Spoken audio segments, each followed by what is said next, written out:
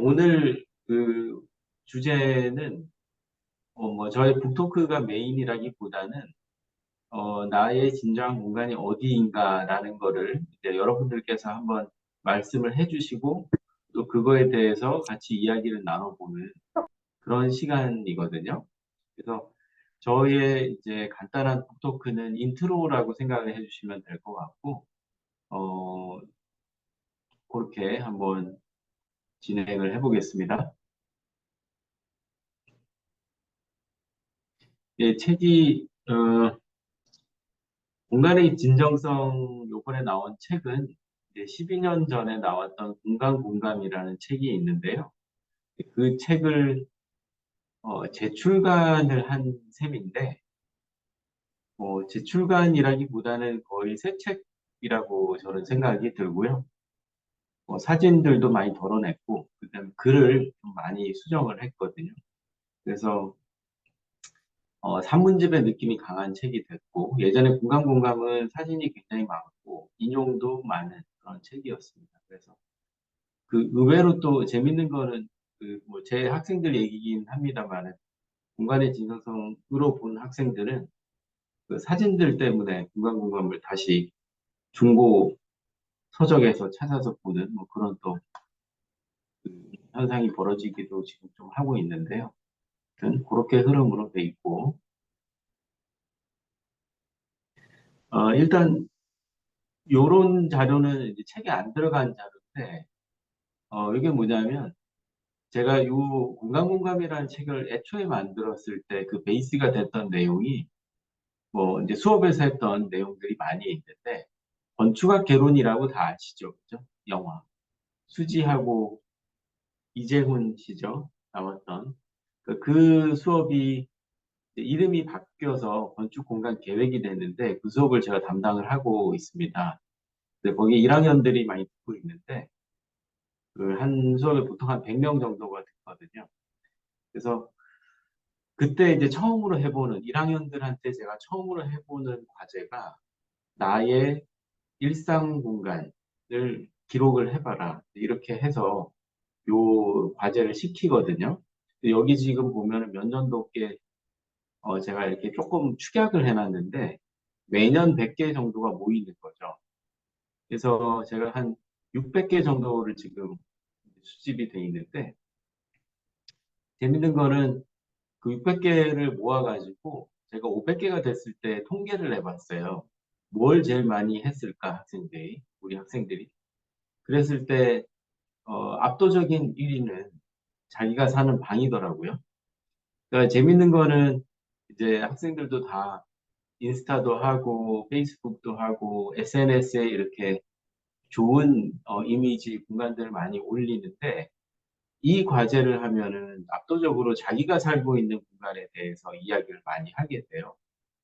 근데 이제 자기가 살고 있는 공간은 항상 좀 누추하고 조금 너무 일상적이고 평범하다고 생각을 하는데 막상 이 과제를 하게 될 때는 자기가 가장 많이 쓰고 자기가 편안한 공간들 이렇게 리스트가 이렇게 쭉 나오게 됩니다. 그래서 이게 이제 횟수대로 이렇게 한번 해본 거고요. 누구나 이제 자기가 사는 집을 그려봐라, 공간을 그려봐라 그러면은 저기 오른편 위에 그림처럼 그 동화책에서 본 모습을 그리는 학생도 있고 그 아래 그림처럼 자기가 살아가는 환경을 그냥 가감 없이 그리는 경우도 있고 그렇죠. 그래서 요거는 이제 책에 나왔던 내용이죠. 그죠? 마릴린이 그린 건데 마릴린 가명이고요. 이 책이 이 자료들이 들어있는 아주 유명한 책입니다. 내 자신으로서의 집이라는 책인데 요 밑에 사진은 마릴린이 살았던 그리고 살고 아직도 살고 있을 것 같은데 그러니까 핀드혼이라는 마을이 이렇게 아름다운데 이렇게 정작 그리라고 했을 때는 이렇게 슬프게 그렸죠. 공간을 보면 이제 왼편 사진을 보시면 이렇게 고즈넉한 어떤 길인데 우리가 저런 길에서 뭐 연인과의 추억이 있다든지 가족과의 추억이 있거나 아니면 혼자 걸었던 아름다운 산책로 이런 느낌이 있을 때 참 누구나 다 좋아하고 이렇게 기억에 대한 어떤 어떤 좋은 정서를 갖고 있잖아요. 근데 그런 게 같은 공간이라도 나의 경험이 바뀌게 되면 예를 들어서 저기서 어떤 사고가 났다. 그러면 같은 공간이라도 전혀 달라집니다. 그 관계가.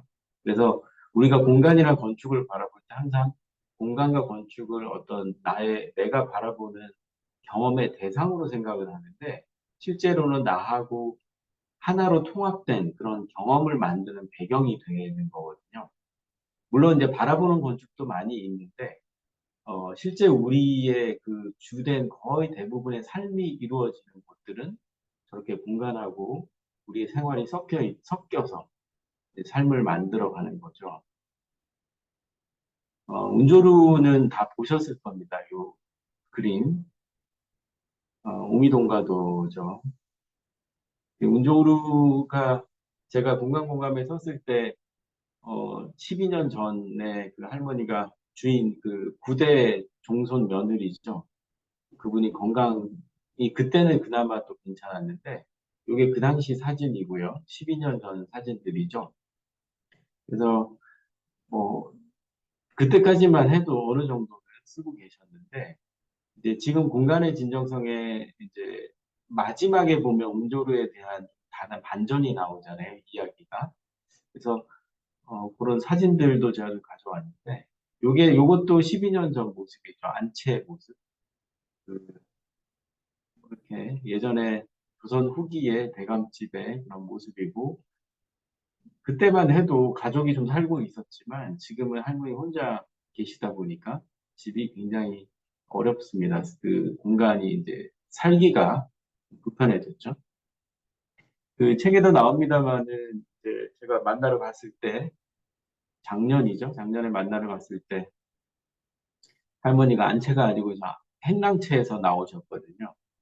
그게 이제 제가 상당히 놀라운 장면이었는데 그 사랑채에 올라올 때도 이렇게 기어서 올라오시더라고요. 무릎이 불편하기 때문에. 지금 90대 초반의 그런 할머니고. 근데 이제 책에는 담겨 있지 않은 사진이 있는데, 그게 어떤 거냐면, 이제 이 사진들이에요. 이 사진들이 좀 충격적인 사진이기 때문에 제가 실제도 못했지만, 지금 오른편 사진이 안채가 있던 곳이에요. 지금은 다 사라졌죠. 그러니까 그 안채가 몇십 년 전에 한번 그 대대적인 수리를 했었는데 그때 수리가 잘못되기도 했지만 집안 치마가 있고 그래서 쓰러져서 구조적으로 너무 위험해서 다 지금 털어내고 몇 년간에 걸쳐서 복원 작업을 지금 하고 있습니다. 저기 왼편 사진도 사랑채의 지붕도 지금 저렇게 돼 있고 지금은 방문이 불가하고요. 상당히 이제 사는 분과 집의 그 사이의 괴리가 굉장히 큰 상태가 되어버렸죠. 간단한 토크이기 때문에 이제 마무리로 좀 들어가도록 하겠습니다.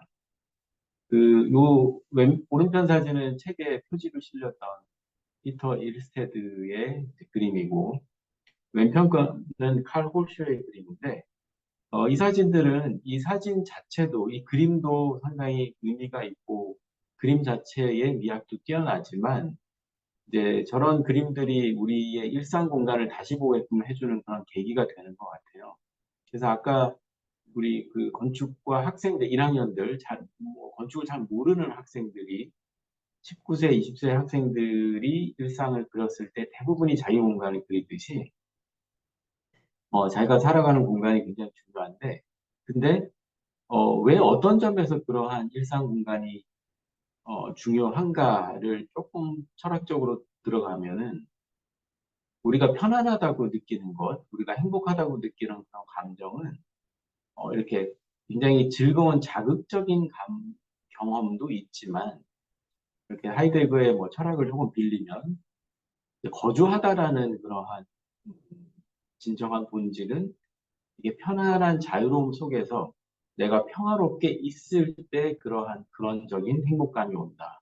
근데 그럴 때 공간이 나의 어떤 이러한 상태의 배경, 어떤 상태의 조화를 이루고 있을 때 우리의 삶과 일체가 되어 있다. 이런 얘기를 이제 하이데거가 빌딩 드웰링 띵킹이라는 에세이에서 이제 썼는데, 어, 뭐 하이데거가 뭐 여러 가지 커리어상 또 뭐 비판받는 것도 있지만 저는 그런 걸 떠나서 건축가들이 이제 요 에세이를 굉장히 좋아하는데 많은 또 공감할 점이 있다고 생각을 합니다.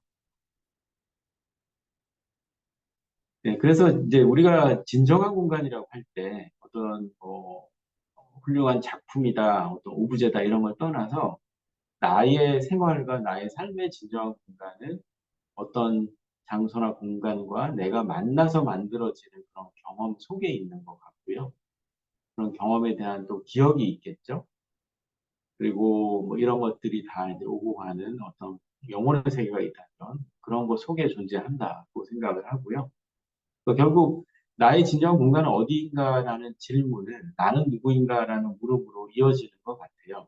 그래서 그 제가 학생들한테도 그 해서 모았던 수백 개의 그런 자료들을 보면은 결국은 그 에세이의 끝에서는 나를 새롭게 생각하게 되는 그런 계기가 됐다 이런 표현들이 많거든요.